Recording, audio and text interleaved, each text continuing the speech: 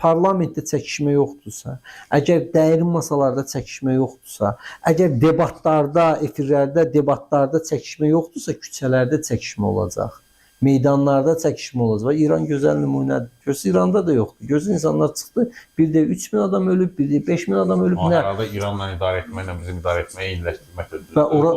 Orada daha ədalətlidir, bəli. Yox, daha ədalətlidir. Vilayət bəy, mən sizə bir şey deyim. İranda məhkəmə sistemi bizdən ədalətlidir. Seçki sistemi bizdən daha şəffafdır. Seçki ilə gələn adamın heç bir səlahiyyəti olmayan. Yox.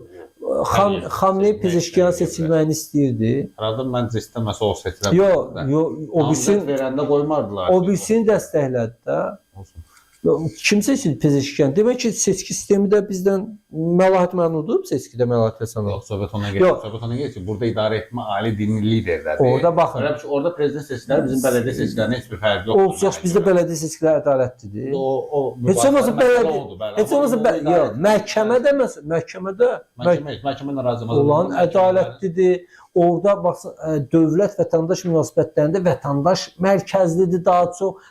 Rejim özü ola bilsin qəddardır, sərtdir, amma rejimin özünün qoyduğu qaydalar işləyir. Qaydalar pisdir, qanunlar pisdir, amma işləyir. Amma bizdə qayda qanunlar yaxşıdır, amma işləmir.